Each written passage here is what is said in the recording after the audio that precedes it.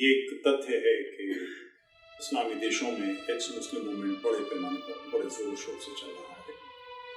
पाकिस्तान में 5 करोड़ एक्स मुस्लिम हो गए हैं, मगर पाकिस्तान को होल्ड एक्स मुस्लिम अभी नहीं करते, गवर्न नहीं करते, व्यवस्था को नहीं चलाते, व्यवस्था मुल्ला पार्टी चलाती है। और उसका परिणाम यह है कि एक्स मुस्लिम मूवमेंट के बावजूद वहाँ के हिंदू बिल्कुल बेयार और मददगार, निराश, हताश, कष्ट पा रहे हैं। भारत अब थोड़ा सा बदला है सीए के बाद। उससे पहले तो भारत में वीजा लेना भारत का बहुत कठिन था। मैं एक घटना आपको बताता हूँ, इस पर ये तथ्य हैं। 47 में प्रेशर पड़ा, बच्चे मुसलमान हो गए, माँ बाप ने कहा नहीं मर जाएंगे, हम धर्म नहीं बदलेंगे। 30, 40, 50 साल जिए, बूढ़े हो गए, मर गए। उनकी औलादें मुसलमान हैं, माँ बाप मर गए। उनका अंतिम संस्कार करने के लिए उनके घर वाले बच्चे तैयार नहीं। इंडियन एम्बेसी के लोग 3 दिन 4 दिन बाद जब लाश सड़ने लगी, वो गए और उसका अंतिम संस्कार। ऐसे सैकड़ों अस्थि कलश वहां हैं जो गंगा में चलाने के लिए रखे हुए हैं। कभी कभी किसी को वीजा मिलता है तो वो अपने इकट्ठे सारे कलश लेकर आते हैं। इसी रास्ते से धीरे धीरे धीरे करके कुछ 2 बचा लो, 4 बचा लो, 6 बचा लो, किसी तरह से कुछ करो। इस काम को एक ऐसा व्यक्ति जो स्वयं में संगठन है, ओमेंद्र रत्नू, उन्होंने इस काम को किया और बड़े पैमाने पर वहां से, क्योंकि हर तरह से भारत सरकार भी विरोध करती है, पाकिस्तान को विरोध करता है, फिर भी लोग निकाले और उसका परिणाम है कि जोधपुर में, जयपुर में अच्छी खासी पाकिस्तानी हिंदुओं की बस्तियां बनी। ओवेन जी पधारिए। सबको मेरा हर हर महादेव। राजीव सिंह जी ने बड़ी प्रखर अभी एक बात कही है और मैं समझता हूँ कि अगर उतना भी हम आत्मसात कर लें तो हमारे त्राण को कोई नहीं रोक सकता। मैं अगले जितना भी समय है मेरे पास में, दादा मुझे इशारा कर देंगे कब मुझे चुप होना है, क्योंकि मैं तो शाम तक बोल सकता हूँ। बातें इतनी हैं बोलने के लिए, उल्हाने इतने हैं मेरे पास आपको सबको देने के लिए, इतने उल्हाने हैं मेरे पास। इस सभागार में मैं वक्ताओं से शहीद शहीद शब्द सुन के मेरे कान पक चुके हैं। हम जानते हैं शहीद का मतलब क्या है? कोई बताएगा? आप सब जागृत लोग हैं। इस्लाम के नाम पर मरने वाले को शहीद कहा जाता है। आप जब एक हिंदू और सिख को शहीद कहते हैं तो आप ये इंप्लाई कर रहे हैं कि वो मुसलमान है। ये मूढ़ता हम करते हैं, सुबह से लेके शाम तक करते हैं। जीभ में छाले पड़ गए मेरे बोलते बोलते। और मैं मैं नहीं समझता कि मैं कोई अटल बिहारी वाजपेयी हूं, मुझे अपने बारे में कोई मुगालता नहीं है। लेकिन कुछ हजार, कुछ लाख लोग, एक सभा जिसमें इस देश का बहुत बड़ा मंत्री, मेरा जो नाम नहीं लेना चाहिए किसी का भी, वो उसके मुख्य अतिथि थे। मैंने उनसे पहले ये झक मारी और बोला कि शहीद मत बोलना, वो आके अपने भाषण में शहीद बोल। ये तो हमारी चेतना का स्तर है, ये विचार धन हिंदुओं का श्राप है। हिंदुओं पर इन अनकही, जो अनब्याही, जो कुमारी बच्चियां पाकिस्तान और बांग्लादेश में उठ रही हैं 21वीं शताब्दी में, ऑन आवर वॉच। ये उन बच्चों के श्राप का परिणाम है। हम चलते फिरते गधे हैं, हम मूर्ख हैं और हमारी प्राथमिकताएं हमें पता ही नहीं है। पगड़ी संभाल जट्टा, पगड़ी संभाल ओए, पगड़ी संभाल तेरा लुट गया माल ओए। 2-2 कौड़ी के चांदी के सिक्कों के पीछे हम अपनी स्वतंत्रता और अपने आत्मसम्मान को बेचने निकल पड़े हैं। श्री अरबिंदो ने एक जबरदस्त बात कही थी the Britishers managed to reduce us to a nation of clerks. क्लर्कों का नेशन बन गया है भारत, और हम सब उसी क्लर्की का परिणाम। महाराणा पुस्तक लिख रहा था जब, हाथ जोड़कर आपसे विनती है, बाहर पढ़िए, खरीदें। 15-20 दिन तो आपके आंसू नहीं रुकेंगे। मैंने जब ये पुस्तक लिखी थी, सारी सारी रात रोया था दादा।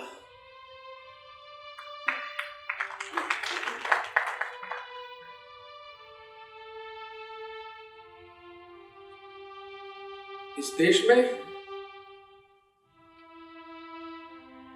20,000 स्त्रियों के साथ जीवित अग्नि में जौहर करने वाली महारानी पद्मिनी के ऊपर बॉलीवुड का एक भांड पिक्चर बनाता है, जिसकी सूचना मुझे एक बहुत प्रबुद्ध हिंदू से मिलती है कि उस पिक्चर के अंदर वो महारानी पद्मिनी को खिलजी की बाहों में दिखाएगा, एक ड्रीम सीक्वेंस के माध्यम से। कलात्मक स्वतंत्रता है, कुछ भी कर सकते हैं। और मैंने उस, मेरी बहन जैसी है, वो नाम नहीं लूंगा, उनको मैंने कहा कि अगर ऐसा हुआ, उस व्यक्ति का सर मैं काटूंगा, ये सौभाग्य मेरा होगा। तुम देखना, अगर महारानी पद्मिनी के शरीर को कल्पना में भी कोई हाथ लगाता है, मैं उस व्यक्ति का सर काट दूंगा। मैं इस देश की व्यवस्था को चुनौती देता हूं, आके मुझे गिरफ्तार कर ले। मेरी मां के कपड़े मैं तुमको नहीं उतारने दूंगा। किसी काल्पनिक स्वतंत्रता के नाम पर मैं तुम्हें मेरी मां के कपड़े नहीं उतारने दूंगा। इतना वीर्य अभी हमारे अंदर शेष है। तो मैं तो शाम तक बोल सकता हूं, दादा जब इशारा करेंगे मैं चुप हो जाऊंगा, लेकिन मैं बात बढ़ाऊंगा राजीव सिंह जी के वक्तव्य पर, क्योंकि हर प्रोग्राम में, जैसे इतना सुंदर प्रोग्राम दादा ने आयोजित किया है, इस निजी कारणों से मैं पहले कार्यक्रमों में नहीं आ पाया। एक सातत्य होना चाहिए, एक कंटिन्यूटी होनी चाहिए। जो राजीव सिंह जी ने कही है, जो यति नरसिम्हानंद जी महाराज ने इतनी सुंदर बात कही है, उसका वो बात होगी तथ्यों में। आपको क्या करना है ये इन दोनों महापुरुषों ने बता दिया, और मेरे भाई विनोद ने भी। राइट? एग्री करते हैं? क्या करना है सबको पता है। मैं प्रयास करूंगा कि आपको समझा सकूं कि कैसे करना है। हाउ, तीन ही तो प्रश्न होते हैं ना, what, how and why. What इन्होंने बता दिया, हाउ मैं बता दूंगा, व्हाई का भगवान श्री कृष्ण उत्तर दे सकते हैं, मेरा सामर्थ्य नहीं है। गीता में दे दिया उन्होंने। व्हाई, धर्म युद्ध क्यों किया जाए? हे केशव, जब ज्ञान कर्म के तुलना में श्रेष्ठ है, तो मुझे सघन कर्म में क्यों लगाते हो? फंडामेंटल क्वेश्चन अर्जुन ने उठा दिया था। इसका कृष्ण उत्तर देते हैं, मेरा जीवन तो कम से कम इस श्लोक के बाद रूपांतरित हो गया, और सब साधना, सब भक्ति, सब पूजा, सब ध्यान, सब मेडिटेशन मैंने उस दिन ताक में रख दिया, क्योंकि योगेश्वर भगवान कृष्ण कहते हैं, न मे पार्थस्ति कर्तव्यम त्रिषु लोकेषु किंचन। हे अर्जुन, इन तीनों लोकों में मुझे कोई कर्तव्य करने को शेष है क्या? आप बताएं, है?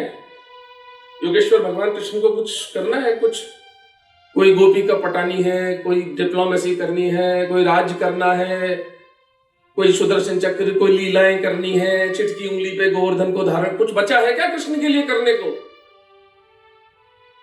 Are you with me? आप सब लोग मेरे साथ हैं?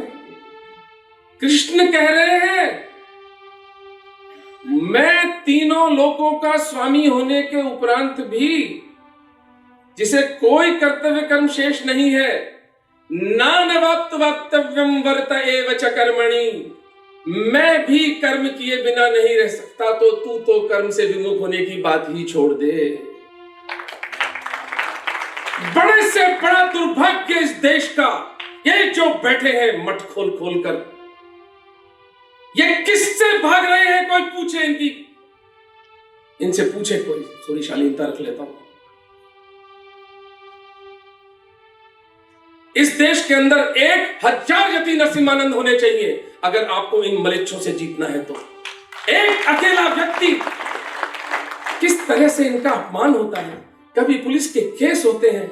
जिस व्यक्ति को सर पर धारण करना चाहिए हिंदू समाज को, वो इस तरह उपेक्षित और अपमानित। यह हमारा क्राइसिस है, यह हमारा श्राप है हमारी बुद्धि के ऊपर, जो हिंदू धर्म का जो विचार धर्म क्षीण हुआ। तो मैं बताता हूं आपको कि आप ये सब कैसे। बहुत से लोग कहते हैं इस देश के अंदर मुसलमानों ने आके हमें मनुष्य बनाया, उससे पहले हम जाहिल थे।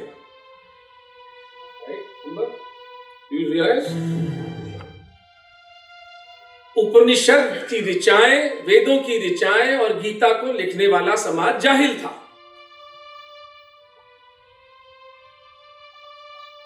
तो भाई जरा ये बताओ कि आप लोगों ने, जब मुसलमानों ने 1000 वर्ष इस देश पर राज किया, तो बिल्डिंगें कितनी बनाई? कितनी बिल्डिंगें बनाई? एक हो जाए ना फैसला। 3 बिल्डिंगें, ताजमहल, लाल किला और कुतुब मीनार। इन तीनों पर हिंदू दावेदारी है, लेकिन आर्गुमेंट के लिए मैं इनको अपने मुसलमानों को दे देता हूं। आपने बनाई। एक अकेले महाराणा कुंभा ने 32 दुर्ग का निर्माण किया भारतवर्ष में, मेवाड़ में 32 दुर्ग। विजय स्तंभ, मेरी आपसे हाथ जोड़कर विनती है, एक बार चित्तौड़ के किले में जाकर विजय स्तंभ को एक अपनी दृष्टि से देख भर ले। आज की टेक्नोलॉजी, आज के आर्किटेक्चरल प्रॉवेस के साथ भी आप विजय स्तंभ नहीं बना सकते, जो आज से 550 वर्ष पूर्व महाराणा कुंभा ने बना दिया था। और मजे की बात, बॉलीवुड के भांडों की तरह वो अपने घर में नहीं बैठे थे। 56 युद्ध लड़े मुसलमानों से, 56 युद्ध। नागौर, मालवा और गुजरात की सल्तनतों से, और 56 के 56 जीते।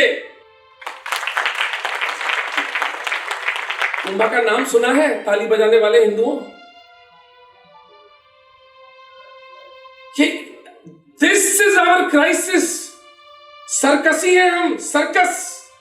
We Hindus love the circus. Let the show begin. अरे तुम्हारी बच्चों की शवों की चिताओं पे सर्कस हो रहा है। क्या क्या नाच रहे हो बॉलीवुड की भोंडे गानों पर? क्या क्रिकेट का सट्टा देख रहे हो?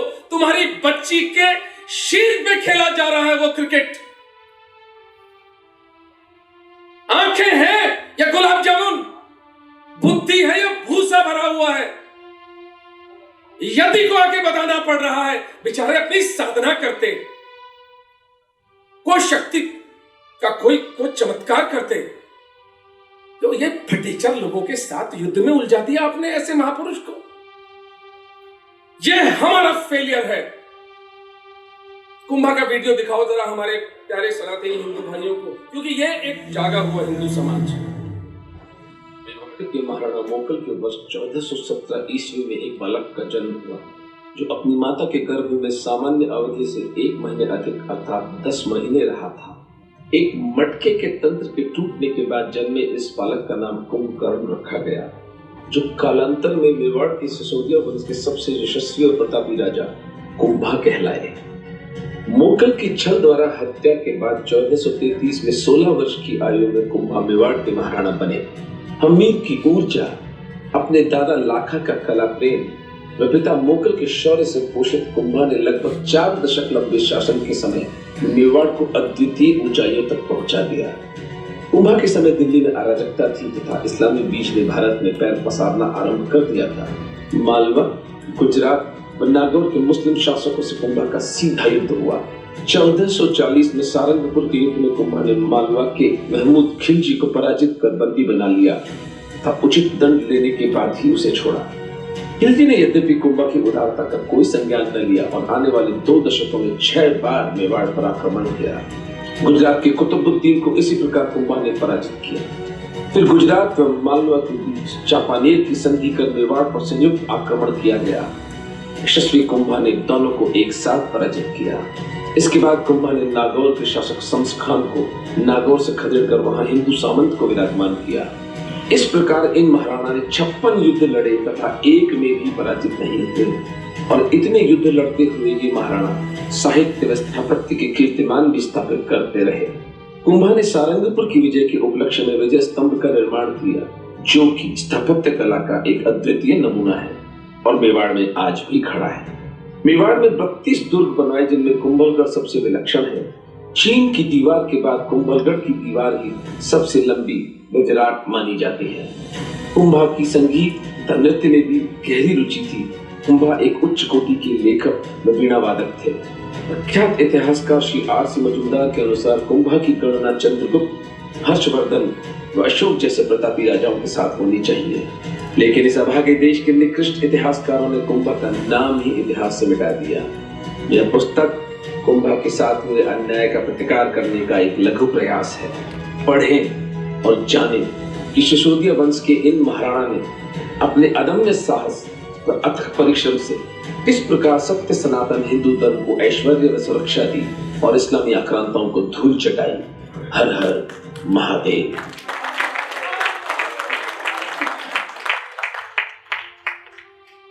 पुस्तक में 1000 वर्ष तक मुसलमानों के साथ जो संघर्ष हुआ उसका वर्णन है। मैं जब ये पुस्तक किसी को भेंट करता हूँ तो एक वाक्य बोलता हूँ कि ये पुस्तक आप अपने आप को शीशे में कैसा देखते हैं उसको बदल देगी। आपकी अपने स्वयं के बारे में जो धारणा है कि आप 1000 साल तक मुसलमानों के गुलाम रहे, उस बात को पलटकर आपको ये बताई देगी कि आप किन सिंहों की संतानें हैं। केवल इतना स्मरण मात्र करना पर्याप्त है। तो मैं श्री अरविंदो की बात पुनः लौटता हूं।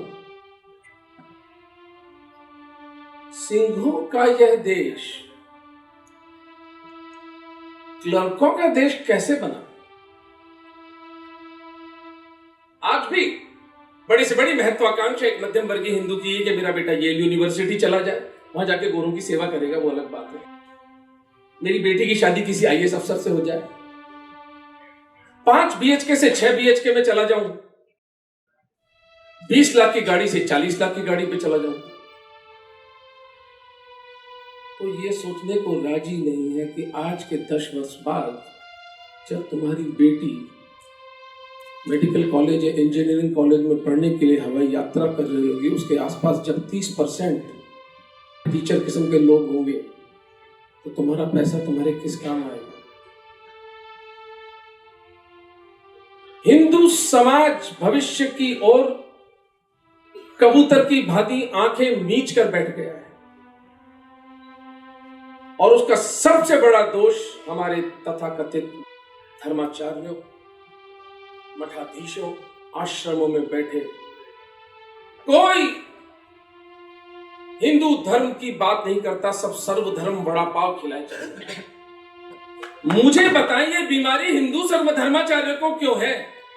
आपने किसी पैस्टर से, किसी मौलवी से सुना है कि सब धर्म बराबर होते हैं?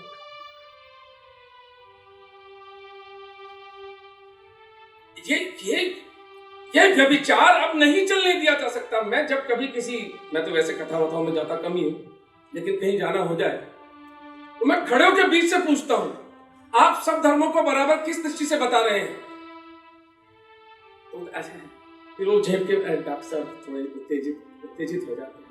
मैंने कहा मैं उत्तेजित नहीं हो रहा हूं, आप मूर्ख हैं और आपकी मूर्खता समाज को बता रहा हूं। उत्तेजना का सवाल नहीं है। आपने पढ़ा है, कंपैरेटिव थियोलॉजी पढ़ी है, आपने धर्मों का तुलनात्मक अध्ययन किया है? नहीं, वो तो नहीं। किस अधिकार से बोल रहे हैं? थोड़ी लज्जा करें, थोड़ा शर्माएं कि जिस विषय पर आपकी अथॉरिटी नहीं है उस पर आप इतनी प्रामाणिकता से बोले चले जा रहे हैं। हमारा क्राइसिस है हिंदुओं का विचार धन लगभग समाप्त हो चुका था, वो तो महादेव ने फिर इंटरनेट भेज दिया। मैंने आपको क्या कहा था? व्हाट राजीव सिंह जी और यति जी बता के गए हैं, मैं आपको हाउ बताऊंगा। इंटरनेट इज द टूल जिसको ये माफिया सरवाइव कर ही नहीं सकते। सत्य हर चौराहे से बोला जाएगा, प्रामाणिकता के साथ बोला जाएगा। मैं 2 वर्षों से तो इतिहास पर बोल ही रहा हूं, और जो कुछ भी पाकिस्तान में विस्थापित हिंदुओं के साथ जो उनकी दुर्दशा है, उसका संज्ञान तो इस देश की सबसे बड़ी पॉलिटिकल पार्टी ने भी लिया 2014 में।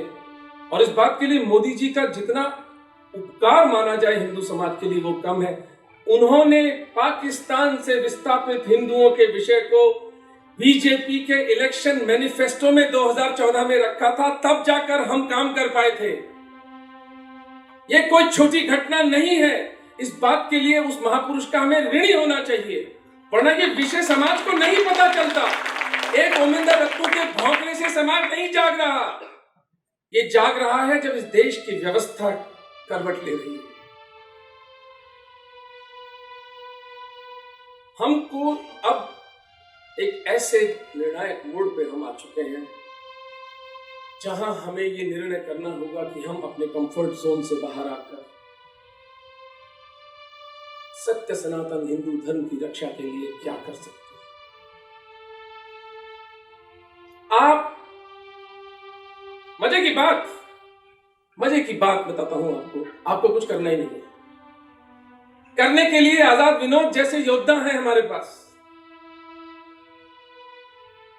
बोलने के लिए श्री यति नरसिम्हानंद जैसे प्रखर वक्ता हैं हमारे पास, जो पूरा बिना लाग लपेट के पूरी बात बोल रहे हैं।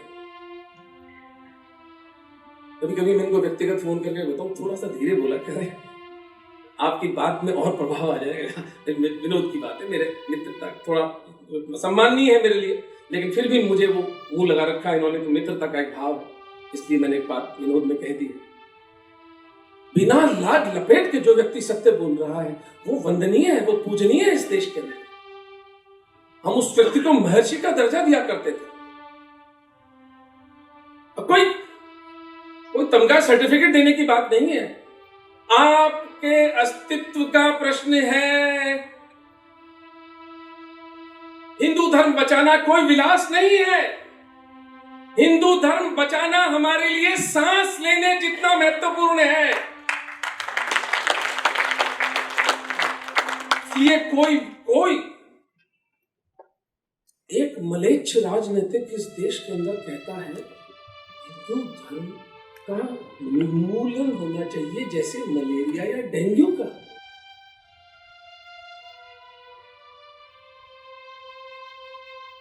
आपकी जानकारी में, आपके संबंधियों में, चाचा बाबा में कोई कांग्रेस का पार्षद कोई एमएलए एमपी तो होगा ना। उसको अपने घर कभी आने मत देना। मेरे घर में कांग्रेसियों का आना वर्जित है। हमारे राजस्थानी में विनोदपूर्ण बात बताता हूं, जब भवानी सिंह जी खड़े हुए थे तो उन्होंने एक स्लोगन दिया, मैं था को थे मारा, मतलब मैं तुम्हारा तुम मेरे। तो मेरे दादू साहब घृणा करते थे कांग्रेस से, वो वहीं से आ रहा है बीच। तो मेरे दादू साहब से मिलने कुछ उनकी कैंपेनिंग करने आए तो बोले, मैं था को थे मारा कह रहे हो, थे था कह मैं मां कह, तुम वहीं रहो और हम इधर रहेंगे।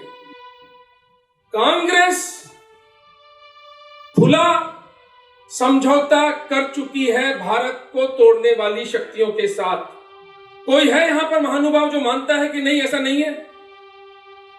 तो फिर आप मुझे बताएं, जो व्यक्ति आपके देश, आपके धर्म, आपके परिवार, आपकी बच्ची को मारने निकला है, उसको पराजित करने निकला है, आपको उसके साथ बैठ के खाना पीना करना चाहिए?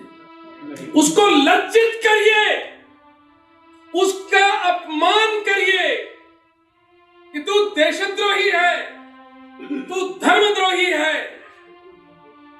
मुझे कोई लेना देना नहीं है देशद्रोही धर्मद्रोही आदमी से। हाथ उठाकर वचन लीजिए, किसी कांग्रेसी के साथ कभी पानी भी नहीं पिएंगे। वो है व्यक्ति जिससे हमें घृणा करनी चाहिए। वो ताकत है कांग्रेस की जिसको हमें नेस्तनाबूद करना है। बात कांग्रेस की नहीं है। और जो भी ये जो मेंढक उगाए हैं, स्वयंभू जन लोकपाल को पालने वाले, और स्वयंभू जो छी छी छी करके अजीब सी भाषा में बंगाल में पता नहीं क्या बोलते हैं। जलते घर को देखने वालों, फूस का छप्पर आपका है। सरकसी हिंदुओं के लिए कह रहा हूं, आपको आएंगे बहुत से सरकसी हिंदू समझाने के लिए।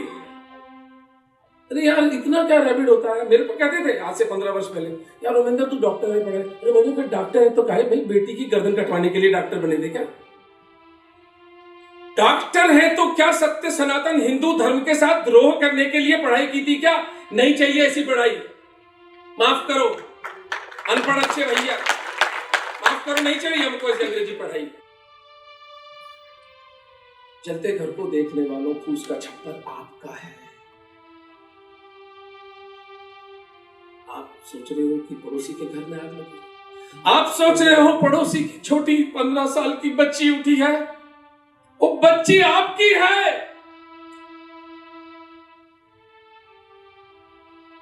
कैसे समझाऊं आपको कि वो बच्ची आपकी है?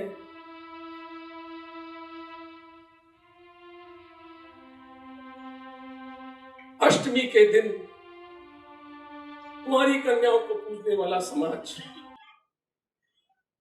इस व्यभिचार के साथ जीता है कि उसकी 3 बच्चियां जानवरों के द्वारा भरे समाज में दिन में उठा ली जाती हैं। आज 21वीं शताब्दी में हिंदू समाज के साथ ये हो रहा है और हम सब उस पाप के भागी हैं। हम सब नरकगामी हैं। हम सब 8वें नरक में जाएंगे क्योंकि हमारी वॉच पर, हमारी आंखों के सामने हम उस धरती पर थे जब ये महापाप हमारे हिंदू छोटी छोटी बच्चियों के साथ हो रहा था। कल्पना करिए 12 साल की एक बच्ची, क्या होता है 12 साल की बच्ची का जीवन? गुड़िया, खेल, थोड़ी माँ बाप, खास तौर से विशेषकर मैं बेटी का बाप हूं, बाप के साथ एक नोकझोंक, सहेलियां। जिस बच्ची को काम वासना का अर्थ नहीं पता, उसके सामने एक राक्षस जब कपड़े उतारता होगा,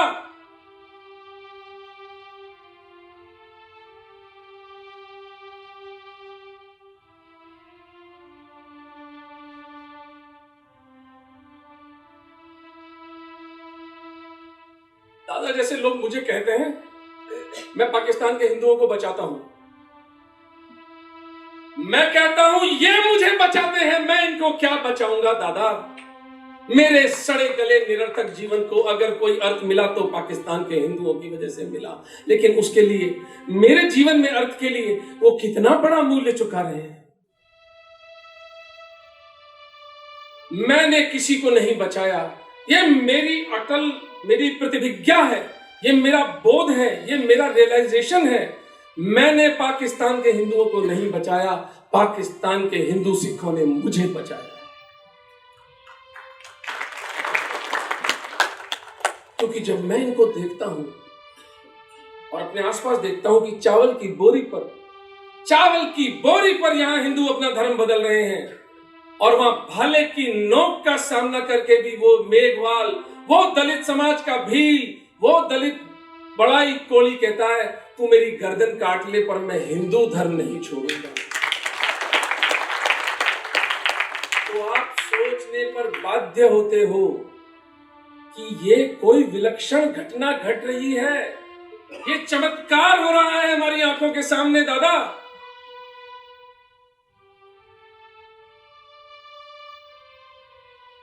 गोवर्धन मेघवाल से मैंने पूछा, जो हमारे जयपुर के कोऑर्डिनेटर, मैंने कहा यार तू कलमा पढ़ लेता, मुसलमान बन जा। इतना कष्ट पाया, वीजा फीजा, कपड़े का अच्छा व्यापारी था रहीम यार खान, सारा लुटाया पिटाया, जयपुर आया, जयपुर में धक्के खा रहे हो, 15,000 की नौकरी कर रहे हो, कलमा क्यों नहीं पढ़ा? वो आत्मसम्मान और लगभग क्रोधित होता हुआ सब मेरे को देख के बोलता है, डॉक्टर साहब क्या बोल रहे हो, बाप दादाओं का धर्म ऐसे कैसे छोड़ दें?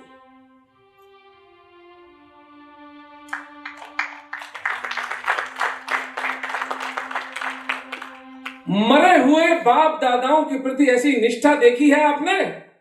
हम तो जीती जागती बेटी के प्रति निष्ठावान नहीं है। जिस बेटी को संसार में लाए थे और एक ही वचन था, जलते घर को देखने वालों को उसका छप्पर आपका है। तो बात समाप्त कर दूं, उसके पीछे तेज हवा है, आगे मुकद्दर आपका है। उसके कत्ल पर मैं भी चुप था, मेरा नंबर अब आया, मेरे कत्ल पर आप भी चुप हो, अगला नंबर। यदि हिंदू समाज इतना मूर्ख हो चुका है कि उसे आती हुई मौत, आता हुआ और न, देखिए कुछ चीजें जो मौत से भी नीचे हैं, अंबर मौत से भी भयानक क्या हो सकता है?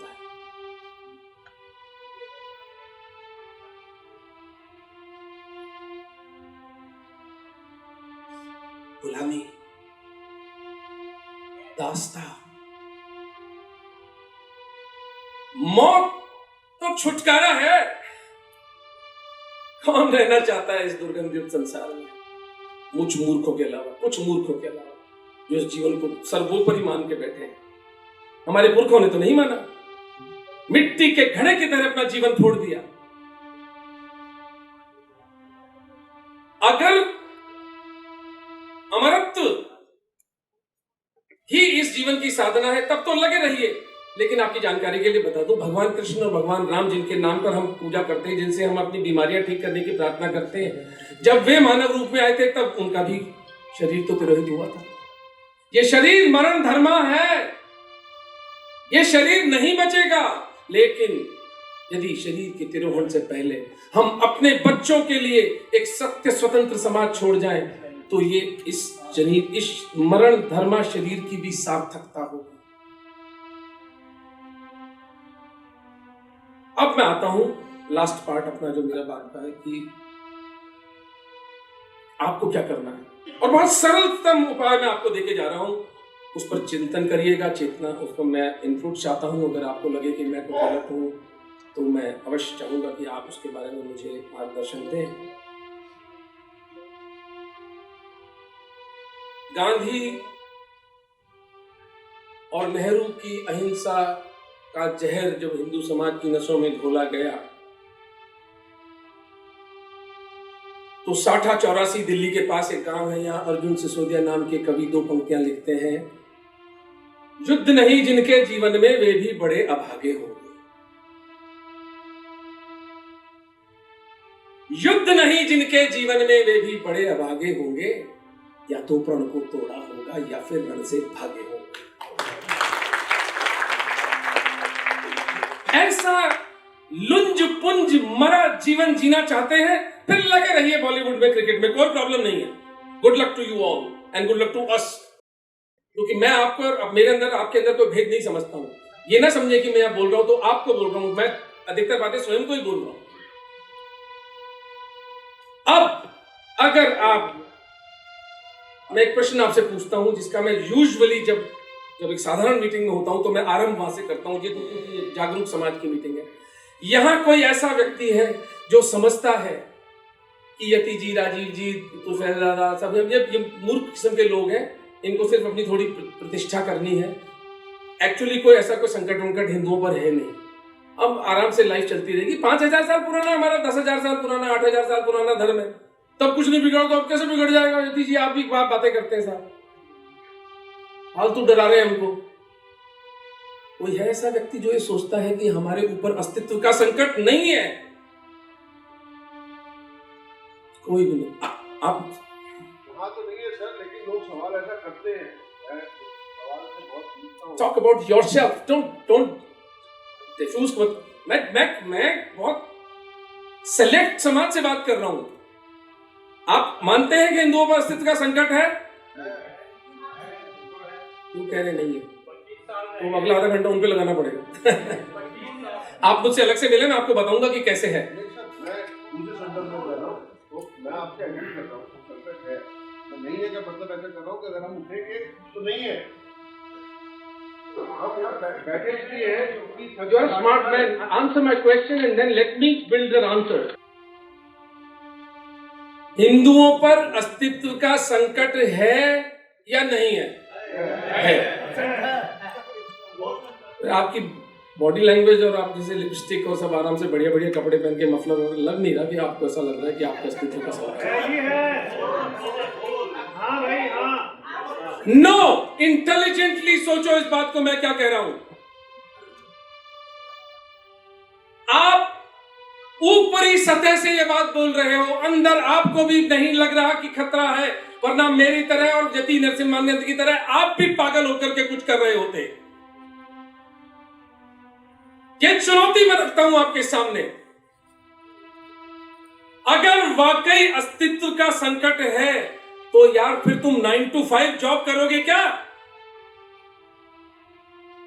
फिर तुम 31 तारीख की ईएमआई को अपना सबसे बड़ा पुरुषार्थ मानोगे क्या? अपनी पत्नी को सॉलिटेयर का डायमंड देना जीवन की सबसे बड़ी उपलब्धि मानोगे क्या?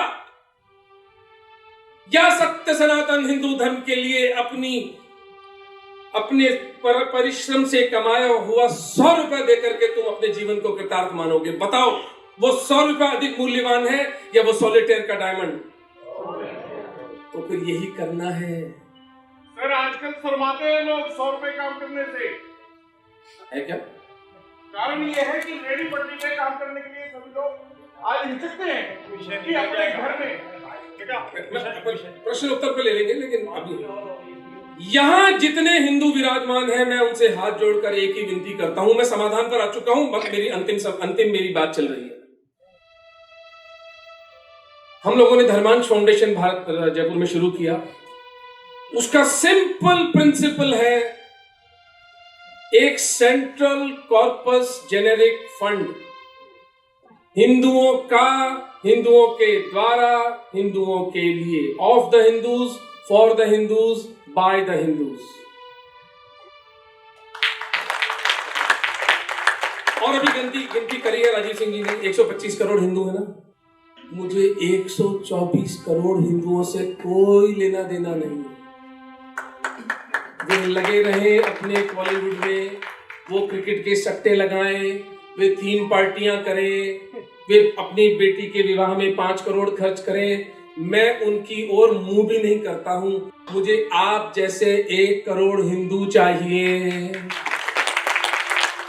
इससे सरल क्या समाधान दे सकता हूं बताइए? और जब मैं दे सकता हूं और मैं बोलता हूं, कृपा करके इस भूल में न रहे कि मैं वो व्यक्ति हूं जो बोल रहा है।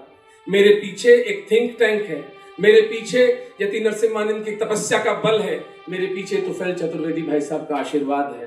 तो मैं यहाँ केवल निमित्त मात्र हूं, मैं व्यक्ति ओमेंद्र रत्नू नहीं हूं। ये हाड़ मास का शरीर आपसे नहीं कह रहा, एक दिव्य चेतना परमात्मा कृष्ण के द्वारा प्रेरित होकर आपसे कह रही है, 100 रुपए लगाओ, गर्दन और बेटी दोनों बचाओ। अगर जो भी यहां पर आप 200, 250, 300 लोग विद्यमान हैं, आप अपने बच्चों की शपथ लेकर जाएं कि तुफैल दादा के न्याय मंच को 100 रुपए महीने का धर्मांश देंगे। हाथ उठाकर शपथ लीजिए। बच्चों की शपथ लेने की बात कर रहा हूं यार। बच्चों से मूल्यवान क्या होता है हिंदू के लिए? दादा आरंभ हो गया। लेकिन मेरी मांग आपसे थोड़ी सी अधिक है। आप स्वयं तो 100 रुपए देंगे ही। आप वो हैं जिन्होंने यति जी को सुन लिया। आप वो हैं जिन्होंने इतने विलक्षण राजीव सिंह जी की बिल्कुल रोबस्ट बात जो थी वो सुन ली। और अभी राजीव मिश्रा को और अंबर को, इनको सबको सुनेंगे आप। मैंने भी जो झक मारी आपने देख ली। आप धर्मांश को समाज में स्थापित करेंगे। आपका एक भाई होगा जिससे शायद आपकी बनती है, एक जिससे नहीं बनती है। नहीं बनती वाले को फोन मत करिए, जिससे बनती है उसको फोन करिए। यार एक पागल डॉक्टर है, उसका ये संगठन है, इसको 100 रुपए महीने के दे। बोले आप कौन है? मैं कह रहा हूं 100 रुपए दे दे। आप बताइए, आपका भाई आपके कहने पे 100 रुपए दे देगा? वो तो आके डॉक्टर रत्नू की जांच पड़ताल नहीं करेगा ना, कितने लंबे, कितने ऊंचे, कितने मोटे हैं। आपकी वाणी पर कम से कम 10 हिंदुओं के द्वारा 100 रुपए महीने धर्मांश फाउंडेशन को या यति जी के फाउंडेशन को या न्याय मंच को पहुंचने चाहिए। मेरा बस चले तो तीनों को पहुंचने चाहिए, लेकिन हम तीनों में से किसी एक को चुन लीजिए।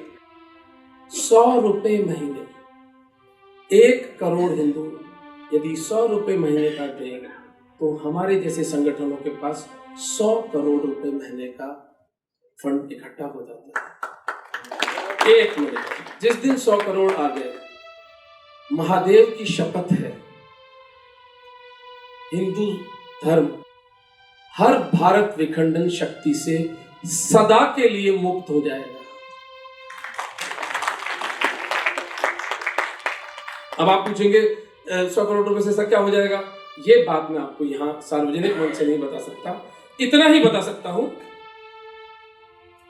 विनोद जैसे कार्यकर्ता, बस ये मेरा लास्ट 2 मिनट का वीडियो देख लेते हैं। हमने उत्तराखंड में राकेश उत्तराखंडी नाम के लड़के को चिन्हित किया। उसको महीने का 40,000 रुपए का धर्मांश मैं भिजवाता हूं। वो क्या कर रहा है जरा दिखा दो भैया।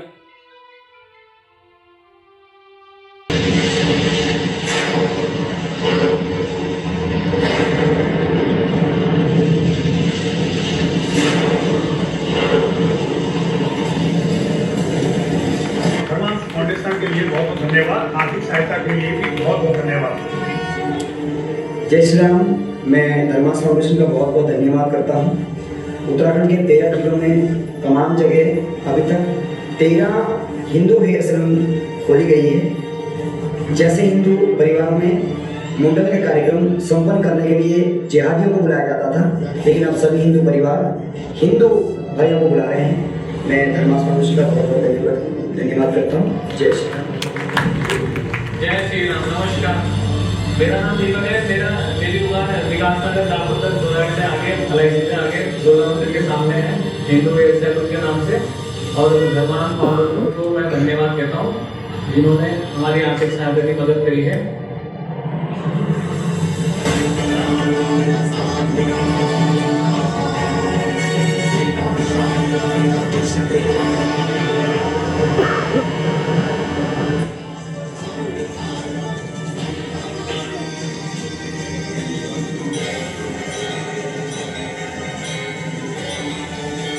थैंक यू धर्मा फाउंडेशन, आपकी सहायता के लिए बहुत बहुत धन्यवाद। हमें पहले बहुत दिक्कत थी बाल कटवाने में। पहले मुसलमानों से कटवाने पड़ते थे, अब हमारे यहाँ हिंदू है, हमें भी यहाँ पे बाल कटवाने में हमारे बच्चे को बहुत सुविधाएं मिल रही है। बंद कर दें, बंद कर दें। Thank you. 40,000 रुपए महीने में 26 दुकानें हिंदुओं की वहां पर स्थापित हो गई और अधिक महत्वपूर्ण 26 माफिया की दुकानें बंद हो गई। जो फीडिंग आर्टरी है, जो हल्द्वानी में आपके सामने घट रहा है, उसकी डॉट्स तो कनेक्ट करें कि वो कैसे घट रहा है, उसका पैसा कहां से आ रहा है। क्या राज्य सरकार उसकी फंडिंग कर रही है? इतना ऑर्गेनाइज्ड, एक कहने पर 15,000 20,000 लोग हथियार लेकर इकट्ठे हो गए। 1400 साल में हम इस बात को सीखने को तैयार नहीं है कि यह माफिया काम कैसे करता है। और धर्मान फाउंडेशन न्याय मंच आपके सामने उसी मॉडल को लेकर आया कि चलिए शत्रु से भी हो अच्छी बात सीख लेनी चाहिए।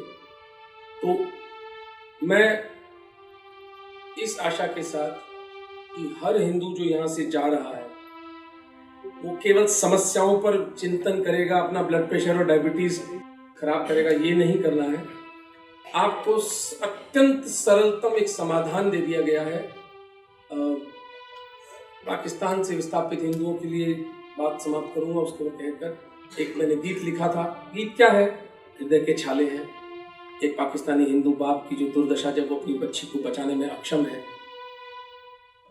प्राणों का बंधन तू हृदय का स्पंदन, सांसों की वीणा परम का अभिनंदन। एक बाप अपनी पुत्री के लिए लिख रहा है। निर्दोष तेरा अस्तित्व रहे, स्थायी तेरा सतीत्व रहे, क्या करूं कैसे करूं, तुझे लेके कहीं खो जाऊं, तेरा आंचल जहां आबाद रहे वो धरती कहां से लाऊं, तेरा आंचल जहां आबाद रहे वो धरती कहां से लाऊं। आपने इतने प्रेम, सहृदयता और धैर्य से मेरी बात सुनी, इसके लिए आभार।